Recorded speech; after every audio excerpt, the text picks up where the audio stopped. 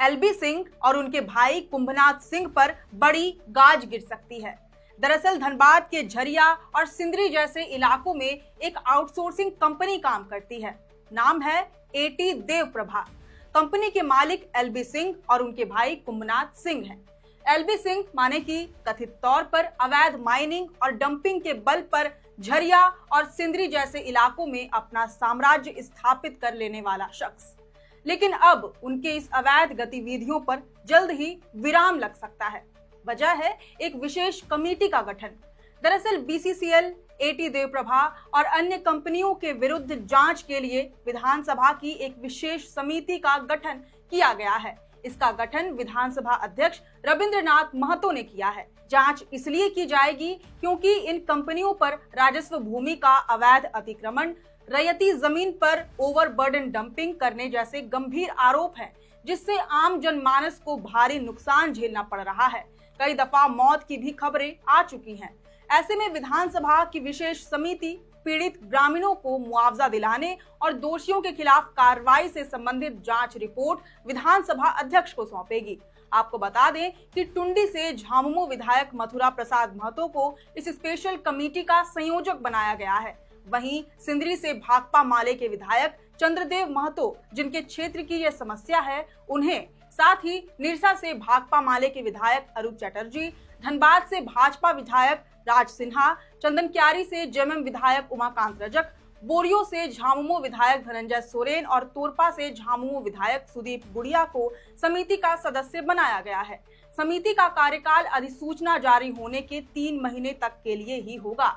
हालांकि आपको ये भी बता दें कि इस स्पेशल कमेटी का गठन पहले ही हो जाना था। दरअसल विधानसभा के बजट सत्र के दौरान ध्यानाकर्षण के जरिए सिंदरी विधायक चंद्रदेव महतो ने ये मामला 6 मार्च को उठाया था। विधायक ने एटी देवप्रभा कंपनी के विरुद्ध कार्रवाई की मांग की थी। उनका कहना था कि बलियापुर में कंपनी रैयतों की जमीन पर जबरन ओबी डंपिंग का काम कर रही है। प्रशासनिक अधिकारी ये सब कुछ देख रहे हैं और सब कुछ भली भांति जानते हुए भी मूक दर्शक बने हुए हैं।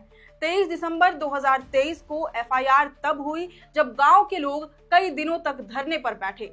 हालांकि फिर भी मामले में कोई कार्रवाई नहीं हुई। बीसीसीएल का काम कर रही एटी देवप्रभा द्वारा बलियापुर प्रखंड के सुरुंगा और झरिया के भोरा से संबंधित था, जिसमें बलियापुर प्रखंड के सुरुंगा से संबंधित जवाब आया है। जवाब जो ध्यानाकर्षण में जो उल्लेख किए गए थे, उसी चीज को जवाब में रखा गया है, थोड़ा विस्तार करके बताया गया है। जो उत्खनन काम कर रही है, ये उत्खनन काम वहाँ के रैयतों के जो जमीन है, उस जमीन पर जबरन ओबी डंप किया जा रहा है और उस जबरन ओबी डंप में झारखंड सरकार के प्रशासनिक अधिकारी भी मूक दर्शक की तरह है। हम लोग को जो इस पर जो एफआईआर हुआ, सीओ द्वारा जो एफआईआर किया गया है 23/12/2023 को, ये एफआईआर भी लगातार 2 महीना तक वहाँ के रैयत धरना पर बैठे। उस धरना में हम भी शामिल थे, तब ये एफआईआर हुआ। इसके बाद भी जो कार्रवाई हुई, वो भी गांव के लोग लगातार आंदोलन करते हैं तभी होता है और सिर्फ यहीं तक सीमित रह जाता है। वहीं दूसरी ओर यदि आंदोलन में जाते हैं तो उस पर गांव के लोगों पर, रैयतों पर तो तुरंत कार्रवाई होती है। तो ये जो स्थिति है, मेरा कहना है कि बीसीसीएल उस जमीन पर अनाधिकृत रूप से काम कर रहा है तो उस पर कार्रवाई हो। विधायक चंद्रदेव महतो ने जब ये मुद्दा उठाया तब उन्हें अन्य विधायकों का भी समर्थन मिला। पक्ष और विपक्ष दोनों ही साइड के विधायकों ने कंपनी के विरुद्ध कार्रवाई करने और एक स्पेशल कमेटी बनाने की मांग की। इस पर मंत्री दीपक बिरुआ ने कहा कि अतिक्रमणवाद की कार्रवाई चल रही है, 2 नोटिस भी जारी हो चुका है। ये सही है कि आउटसोर्सिंग कंपनी मनमानी कर रही है। राजस्व का भी मामला है और इसमें माफियागिरी का भी मामला है। इसका उच्च स्तरीय जांच निश्चित रूप से विभाग से हम चाहते हैं कि विभाग इस पर जांच करे, 3 महीना के अंदर में इसका रिपोर्ट दे और जो भी लोग इससे हैं सीएमडी लेवल पे और उनके जीएम लेवल पे भी इसकी बैठक होकर के इस पर हम लोग समीक्षा कर लें।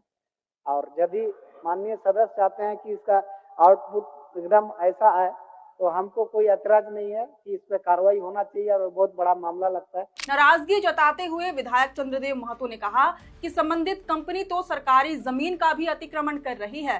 रैयत बलदेव कुंभकार 5 जनवरी 2025 की रात अपनी जमीन पर शौच करने गए थे, लेकिन उनको हाईवा से कुचलकर मार दिया गया। 2 मार्च को राजू भुइयां ओबी डंपिंग के पत्थर की चपेट में आकर मर गए। एक रैयत है बलदेव कुंभकार जो 5 जनवरी 2025 को रात को शौच करने के लिए गए अपने जमीन पर, अपने रैयती जमीन पर। रात को उसको हाईवा से कुचल के मार दिया गया। वो रात को अपने घर से निकल नहीं सकते। इस मसले को आगे बढ़ाते हुए निरसा से भाकपा माले के विधायक अरूप चटर्जी ने कहा कि कोल इंडिया 3 तरीके से माइनिंग करती है। एक है आउटसोर्सिंग मोड, दूसरा है एमडीओ और तीसरा है रेवेन्यू शेयरिंग।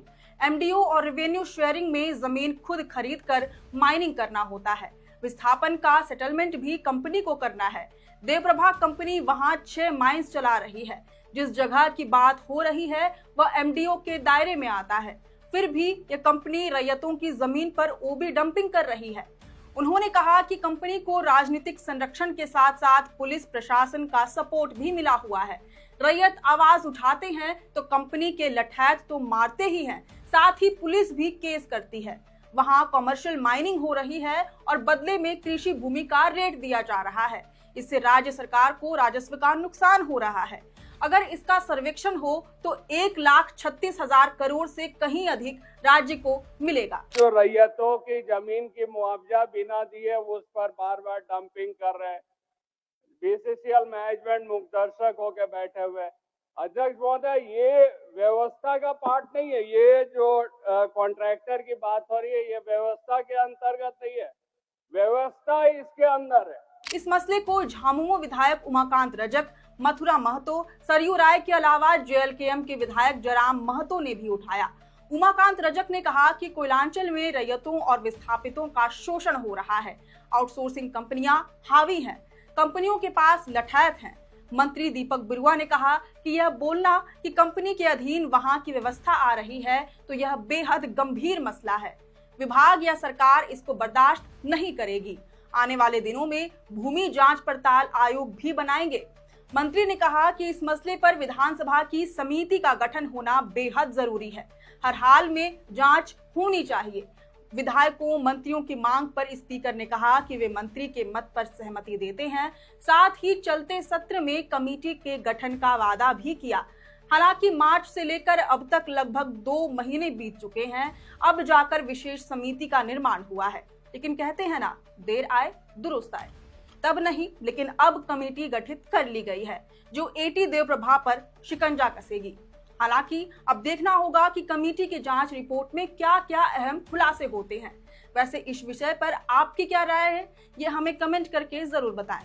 अगर आपको ये पूरी रिपोर्ट पसंद आई हो तो इस वीडियो को जरूर से लाइक और शेयर करें। हमारे चैनल लोकतंत्र 19 को फेसबुक पर फॉलो और यूट्यूब पर सब्सक्राइब करना न भूलें। फिलहाल लेते हैं अलविदा। जोहार।